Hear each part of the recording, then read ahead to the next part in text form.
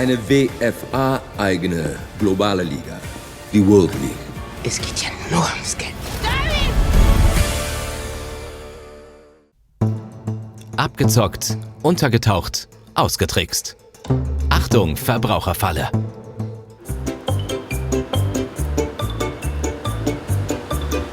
Diese Fahrt bleibt unvergessen. Anfang Juni wollte ich tanken und bin in die Tankstelle reingefahren. Dann ist mir eingefallen, dass ich meinen Geldbeutel zu Hause vergessen habe und bin dann weitergefahren. Auf der anderen Seite wieder raus. Das kann ja jedem mal passieren. Wahrscheinlich sogar mehrfach am Tag auf Hessens Tankstellen. Keine große Sache. Oder etwa doch? Ende Juni kam dann der Wisch, dass ich 40 € bezahlen soll, weil ich in die Tankstelle reingefahren bin und wieder rausgefahren bin, ohne zu tanken wahrscheinlich. Wie bitte? Ein 40-€ fürs bloße Befahren einer Tankstelle? Davon hat Antonios Kampitakis noch nie gehört. So gerechtfertigt haben sie es, indem sie geschrieben haben, dass ich ab dem Zeitpunkt, wo ich in der Tankstelle reingefahren bin, einen Privatvertrag mit der Tankstelle abgeschlossen habe und dass es ein Privatgrundstück ist quasi. Damit haben sie gerechtfertigt, dass ich halt 40 € bezahlen muss und dass sie mich halt mit der Kamera gefilmt haben. Er ist sauer. Kann doch nicht sein, oder? Oder etwa doch? Erstaunt sind auch die Verbraucherschützer. Sie kennen zwar den Frust der Autofahrer mit speziellen Knöllchen, aber dieser Fall ist neu.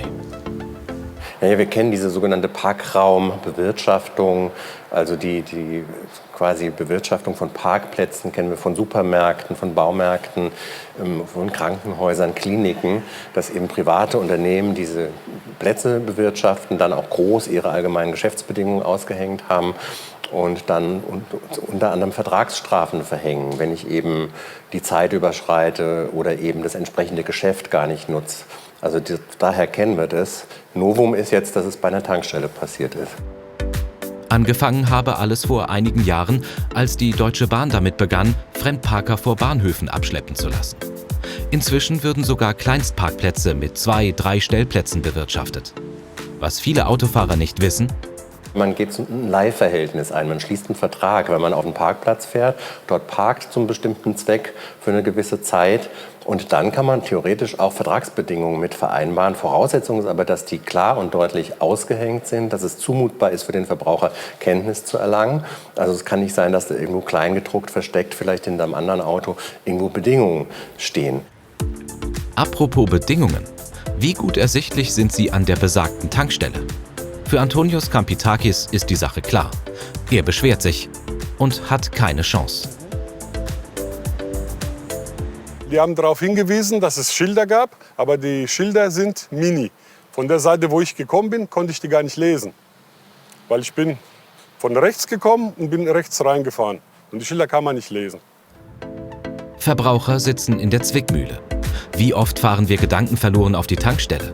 Übersehen ungewollt Schilder. Ärgerlich für uns, ein Glücksfall für den Parkplatzbewirtschafter und eine lukrative Masche. Das dicke Geschäft mit den Strafzetteln. Das ist von Anbieter zu Anbieter höchst unterschiedlich, aber der Eindruck entsteht in der Tat bei einzelnen Anbietern, dass da eine Masche dahinter steht. Teilweise ist es wohl auch so, dass der Grundstückseigentümer oder der Supermarktbetreiber, der vielleicht der Eigentümer des Grundstücks ist, nichts von dieser geltend gemachten Vertragsstrafe abbekommt, sodass dann natürlich ein kommerzielles Interesse ganz klar im Vordergrund steht und die Gewinnerzielungsabsicht. Das Geschäft boomt. Viele übersehen kleingedruckte Schilder und wundern sich über die fette Strafe.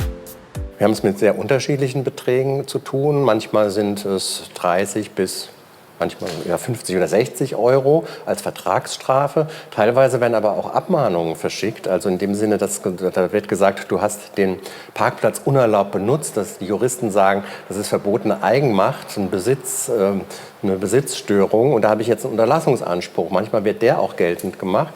Und dann werden manchmal auch schon Anwaltskosten mit oben drauf geschlagen. Oder das heißt, wir einigen uns und dann wird eine sogenannte Vergleichsgebühr oben drauf geschlagen. Und dann sind wir locker schon mal bei 150 bis 200 €.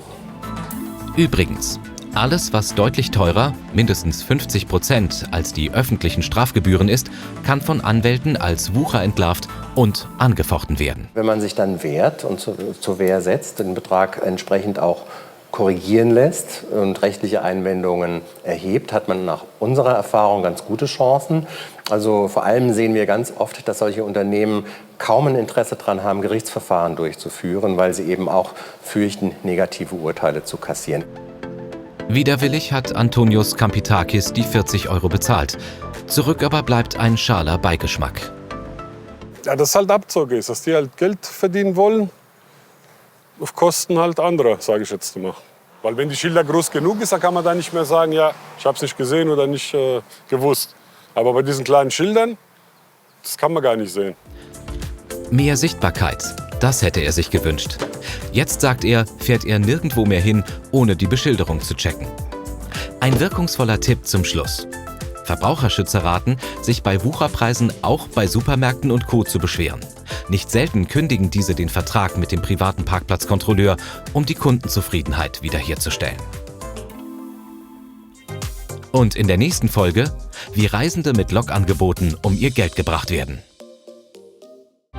Warum kann es Weltmeisterschaften nicht jedes Jahr geben? Eine WFA-eigene globale Liga.